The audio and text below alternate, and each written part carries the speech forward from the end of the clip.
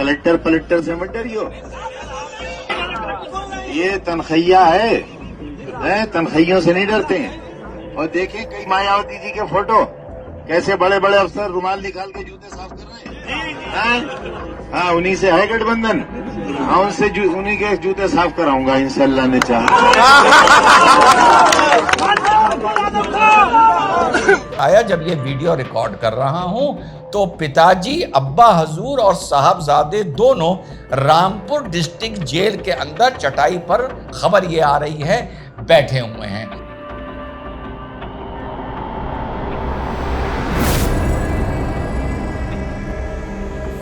Hello, नमस्कार, सत श्री अकाल, अस्सलाम वालेकुम। कैसे हैं जनाब? साथियों, उत्तर प्रदेश से वाकई एक बड़ी खबर आ रही है। खबर यह है कि आजम खान फिर जेल पहुंच गए हैं, रामपुर डिस्ट्रिक्ट जेल। जब आप ये वीडियो देख रहे होंगे तो आजम खान भी जेल में होंगे और उनके साहबजादे, उनके बेटे मोहम्मद अब्दुल्ला भी जेल में होंगे। किस मामले में जेल में होंगे? थोड़ा सा बैकड्रॉप आप लोगों को याद होगा कि अभी लगभग 54-55 दिन बाद सितंबर 23 को आजम खान सीतापुर जेल से छूटकर आए थे।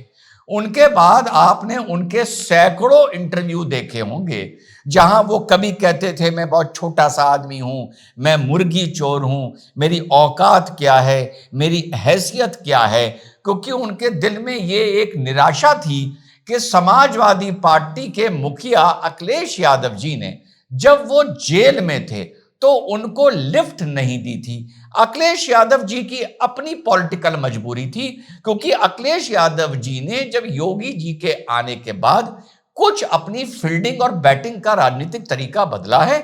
इसीलिए उन्होंने अब रोजा इफ्तियार ऑफिशियली अपने जो कार्यालय में होता था, बहुत बड़ा होता था, वो कराना बंद कर दिया है और रोजा इफ्तियारी में भले चले जाएं, लेकिन अब वो लाल टोपी नहीं उतारते। पहले वो जालीदार टोपी जाते ही पहन लिया करते थे। तो उन्होंने अपनी बैटिंग का तरीका योगी जी को देखते हुए कुछ बदला।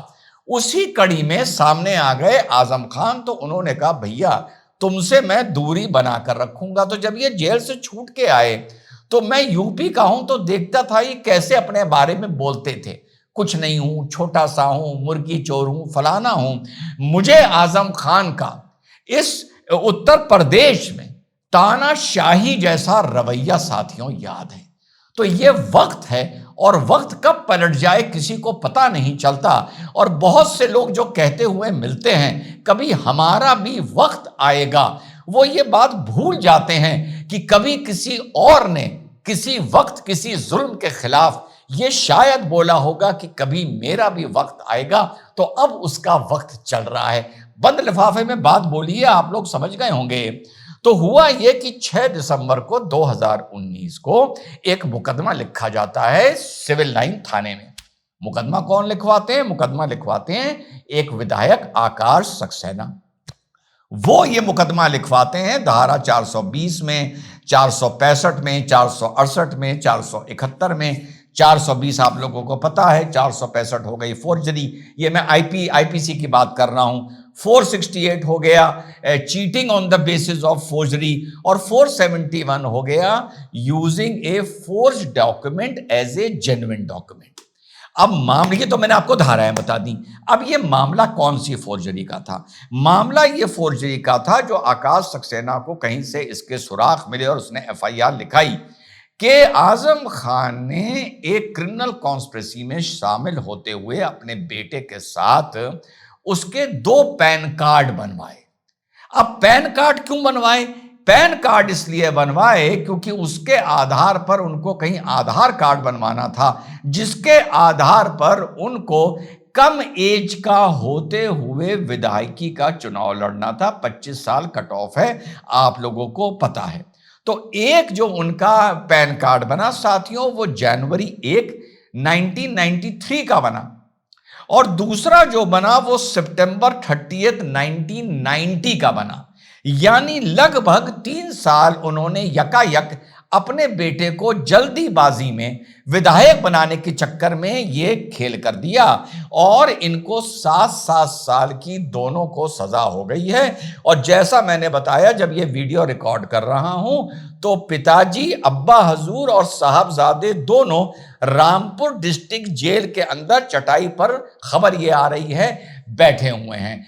खुद अपनी गाड़ी से जाना चाहते थे लेकिन पुलिस ने अलाउ नहीं करा, इसलिए वो पुलिस की बेलोरो में सेंट्रल जेल रामपुर पर जाकर पहुंचे हैं। अब ये जेल क्यों भेजे गए हैं? अगर सजा 3-3 साल की होती तो 3-3 साल में मजिस्ट्रेट को ये राइट होता है कि सजा सुनाते हुए भी उसी टाइम मौके पर बेल आउट कर दे आदमी को, और फिर ये हो कि आप अपील में चले जाइए।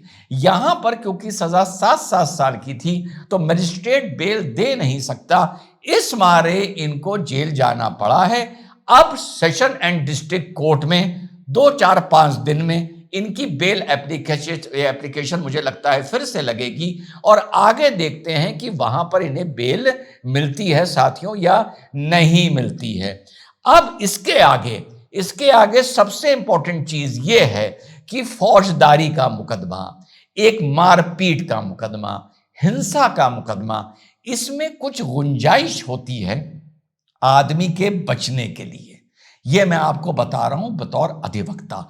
लेकिन फोर्जरी के ऐसे मामले होते हैं साथियों, क्योंकि इसमें जो साक्ष्य होते हैं वो सामने टेबल पर मजिस्ट्रेट के, कोर्ट के जज के चीख चीख के कह रहे होते हैं कि हम फोर्ज डॉक्यूमेंट हैं। अगर आपने सितंबर 30, 1990 का एक पैन कार्ड बनवा भी लिया, वो आपके पास मिल भी गया, लेकिन आपने उस पैन कार्ड के दम पर यह नहीं लगा कि आपने कहीं कोई इसका एडवांटेज लिया है, तब भी आप बच सकते हैं ये कह के कि कोई क्लर्कल एरर हो गई थी या गलती से बन गया था, कुछ भी कह सकते हैं। और ये बनवाया उन्होंने किसके आधार पर? एक फोर्ज्ड बर्थ सर्टिफिकेट के आधार पर। तो फोर्जरी की जो चेन है उससे मुझे नहीं लगता, और वो भी सरकारी डॉक्यूमेंट के साथ फोर्जरी, ये तो साहब करेला ऊपर से नीम चढ़ा। तो ये जो फोर्जरी है, ये इसका इन्होंने एडवांटेज भी लिया है, बेनिफिट भी लिया है, और गवर्नमेंट दस्तावेज के साथ ये फोर्जरी है। बाकी इस फोर्जरी के चलते इनका रिटर्न्स में, इनके फाइनेंसेस में इनको क्या फायदा हुआ, उस बिंदु पर मेरी नजर नहीं गई है, क्योंकि यूपी का हूं तो काफी दिन से इस मुकदमे को मैं फॉलो कर रहा हूं। तो फाइनली आजम खान साहब 54 दिन बाद फिर से ये शाम जो मैं आपके साथ वीडियो बना रहा हूं, चटाई पर बैठकर रामपुर की जेल में चाय पी रहे होंगे। शाम को जब जाओ तो वहां चाय जरूर मिलती है। तो यह है सूरत हाल, और इसमें कोई योगी जी को आरोपित ना करे, कोई योगी जी पर इस पे निशाना ना डाले, क्योंकि ये सारे जब ये काम कर रहे थे वो योगी जी से पहले के दौर में कर रहे थे। मुकदमा बाद में बाहर लिखा गया, भले बाद में लिखा गया। मुझे वो दौर याद है जब ये एक शहंशाह या तानाशाह की तरह बात करते थे, और जब ये नाराज हो जाते थे तो मुलायम सिंह जी भाग के इनके पास जाते थे। आज ये हताश हैं, परेशान हैं, हारे हुए हैं, तब भी बहुत सोचने समझने के बाद जेल से छूटने के कई दिन बाद अखिलेश यादव एक औपचारिकता पूरी करने के लिए इनके पास गए थे। क्यों गए थे वो मैंने आपको बता दिया, क्योंकि उन्होंने भी उत्तर प्रदेश में अपनी राजनीतिक बैटिंग का, अखिलेश यादव जी ने, और सही भी है, उन्होंने तरीका बदला है। जय हिंद, वंदे मातरम, खुदा हाफिज।